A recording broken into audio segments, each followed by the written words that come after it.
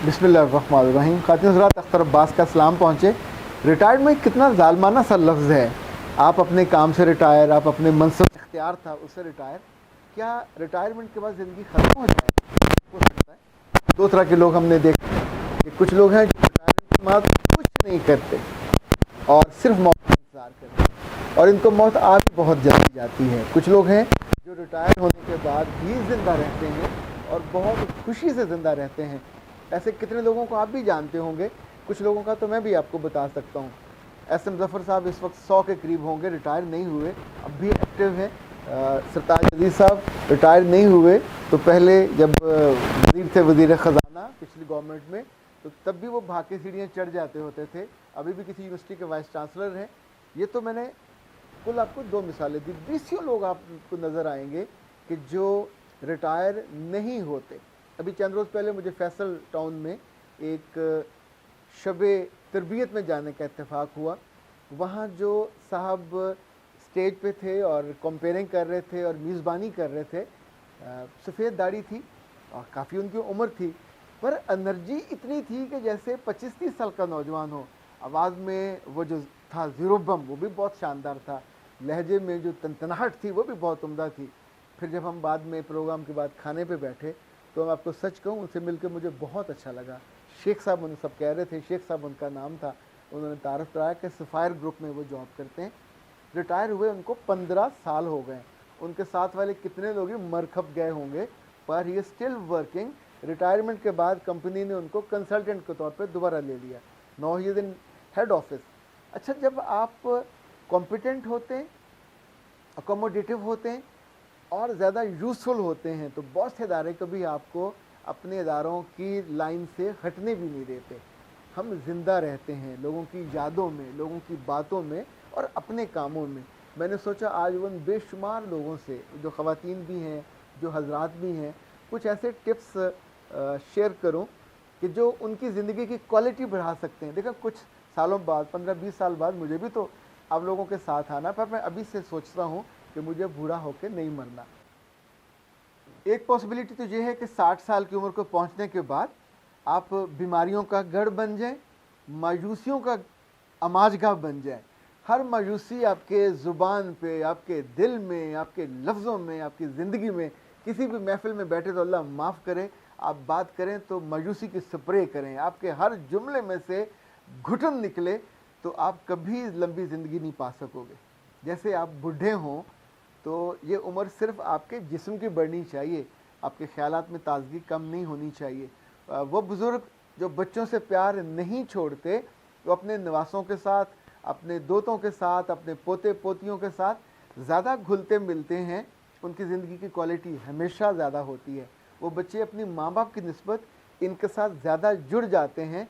देखें, सोसाइटी में तो हम कहते हैं कि वो सूद से, वो जो असल से सूद ज़्यादा, लेकिन ये उम्र वो है कि अल्लाह ने आपको ज़िंदगी इसलिए बढ़ाई है कि अब आप अपनी ज़िंदगी की खूबसूरत जो बातें थीं, खूबसूरत यादें थीं, जो उम्दा आपकी लर्निंग्स थी, वो अपनी नई नस्ल को शेयर कर सको, उन्हें कहानियों में, उन्हें साथ आते जाते। चूँकि आप उनके लिए शर का बायस नहीं हो, आप उनको डांटो नहीं, आप उनकी शिकायतें नहीं लगाओ, बल्कि उनके मुहाफ़िज़ बन जाओ। बच्चों ने कमज़ोरी कमी दिखानी ही दिखानी होती है, माँ बाप ने गुस्सा करना ही करना होता है, पर ये बुज़ुर्ग हैं जो रिटायरमेंट वाले, वो उनको संभालते हैं। और जब उनके दिल आपके लिए आमादा हो जाते हैं तो फिर ज़िंदगी की बेहतरीन खूबसूरत से खूबसूरत बात आप उनको सिखा सकते हैं। नंबर 2, बाल डॉक्टर मैंने ऐसे देखे हैं कि अगर बूढ़े बुज़ुर्ग उनके पास लिस्टें लेके जाएं कि मेरी दिल की बीमारी में ये हालत है, ये हालत है, ये हुआ, तो वो बाकायदा डांट देते हैं। वो कहते हैं कि ये काम मेरा है कि मैं आपसे पूछूं, आप मुझे बता दीजिए। जब आप खुद रिकॉर्ड रख रख के अपने आप को मार देते हैं, हर वक्त बताते हैं मेरी शुगर बढ़ी हुई है, मेरे दिल का ये हाल है, मेरा कोलेस्ट्रॉल बढ़ा हुआ है, मेरा बीपी शूट किया हुआ है, जितनी ज़्यादा आप उसकी फ़िक्र करोगे, जितनी ज़्यादा आप उसका तज़किरा करोगे, उतने ही बीमार हो जाओगे। बूढ़े लोगों के पास लोग इसलिए भी बैठना नहीं चाहते कि ये बीमारियों का बहुत तज़किरा करते। अल्लाह माफ़ करे, बीमारी जब से शुरू हुई होती है, बीमारी की इब्तदाई हालत से लेके बीमारी के डिलीवर होने तक, पूरे जो नौमा की बीमारी का वो बच्चा है, उसकी इतनी डिस्क्रिप्शन देते हैं कि सुनने वाला खुद बीमार हो जाता है।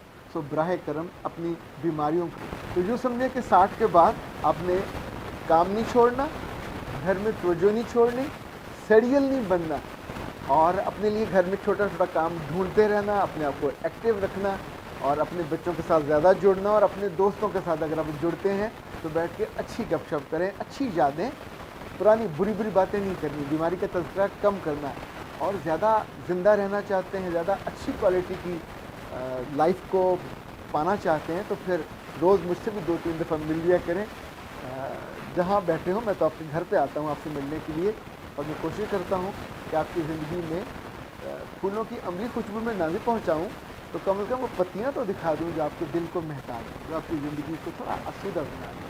یہ زندگی میرے رب نے آپ کو انعام کے طور پہ دی، جب اب تھوڑے بزرگ ہوئے ہیں، میں بڈھا نہیں کہہ رہا، تھوڑے بڑے ہوئے ہیں، تو یہ پوری عمری زیادہ عزت کی عمر ہے۔ میرا رب بھی آپ کے سفید بالوں کی حیا کرتا ہے۔ یہ عمر وہ ہے جب آپ کو دعائیں دینی چاہیے، یہ عمر وہ ہے جب آپ کو نئی چیزیں کریٹ بھی کرنی چاہیے۔ اگر آپ اپنے اداروں سے رہے ہو تو ان کے لیے، ایون ملک کے لیے بہت کچھ کر سکتے ہیں، اپنی یوتھ کے لیے، نئی نسل کے لیے بہت کچھ کر سکتے ہیں۔ اپنی بہوؤں پہ غصہ کرنے کی بجائے یا ان کی چگلیاں لگانے یا سننے کی بجائے گھر کی پالیٹکس سے آپ کو نکلنا چاہیے۔ مردوں کو گھر کی پالیٹکس سوٹ ہی نہیں کرتی، گھر کی پالیٹکس جو ہے وہ آپ کی کوالٹی آف لائف خراب کرتی ہے، آپ کی عزت بھی خراب کرتی ہے۔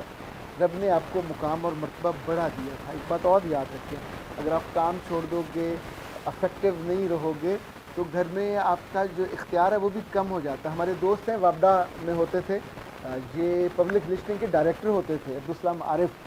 ابھی ماشاءاللہ ان کو ریٹائر ہوئے 25-30 سال ہو گئے، ٹھوکر پہ رہتے ہیں، اپنا ان کا بہت خوبصورت گھر ہے، اور ماشاءاللہ اتنی طویل ان کی داڑھی ہے۔ نماز کے اوقات میں دنیا ادھر کی ادھر ہو جائے وہاں پہنچیں گے، پر آپ کو حیرت ہوگی کہ وہ اپنا ویسپا اسکوٹر پہ ٹھوکر سے روزانہ یہ جاتے ہیں شالمی، اور وہاں کسی شاپ پہ 2-4 گھنٹے بیٹھتے ہیں، ان کے اکاؤنٹس کو ٹھیک کرتے ہیں۔ ایک آدھ دوست نے کبھی کچھ کہا تو میں نے باقاعدہ ان کی کلاس لی، ان صاحب کی۔ انہوں نے کہا کہ عبدالسلام عارف صاحب کی زندگی بڑھ گئی ہے، وہ افیکٹو ہیں، وہ متحرک ہیں، اور وہ زندگی کے ساتھ جڑے ہوئے ہیں۔ آپ اندازہ کریں اب بھی کما رہے ہیں، کمائیں گے تو بیٹیوں کو بھی دیتے ہیں، بیٹوں کو بھی دیتے ہیں، گھر پہ اپنی بیوی کو دیتے ہیں، یعنی اپنا خرچہ، وہ جو خوشی ہوتی ہے کہ یس عام ارننگ جن کی لگی ہوئی ہیں پینشنیں، ظاہر ہے وہ بھی سکھ ہوتا ہے، پر بہت سے جگہوں پہ تو پینشن نہیں ہوتی، وہاں آپ کو یہ بھی کیئر کرنا پڑتا ہے۔ پر یاد رکھیے گا پینشن صرف پیسوں کی نہیں ہوتی، پینشن محبت کی بھی ہوتی ہے، پینشن اختیار کی بھی ہوتی ہے، پینشن اقتدار کی بھی ہوتی ہے، اور پینشن امپورٹنس کی بھی ہوتی ہے۔ جب آپ اپنے آپ کو امپورٹنٹ رکھنا چاہتے ہو تو پھر وہ پرانے جو بابوں والے کپڑے وہ بھی میرا خیال نہیں، آپ کو جو وہ بند ٹوپیاں ہیں اور بڑے بڑے ہر وقت لے کے سکڑے رہتے ہیں، کنگڑے رہتے ہیں، وہ بھی نہیں کرنا۔ پھر آپ کی باڈی لینگویج سے بھی لگے کہ آپ زندہ ہو، ایکٹیو ہو، صحت مند ہو، کچھ چیزوں میں پوز بھی کر لینا چاہیے، کوئی بھی پرانے اداروں میں جا کے مل بھی لینا چاہیے، اور یوں آپ جب اپنی پرانی یادوں سے جڑے رہتے ہو تو آپ کو جینا بھی اچھا لگتا ہے۔ اور ساتھ ساتھ جو سب سے اہم ہے، جتنے سال آپ کو عمر سے زیادہ بڑھتے جائیں تو کمی، کوتاہی، غلطی یا گناہ میں جانے کی بجائے آپ کو اپنے رب کے قریب ہونا چاہیے، اس کی عبادت میں زیادہ مزہ لینا چاہیے۔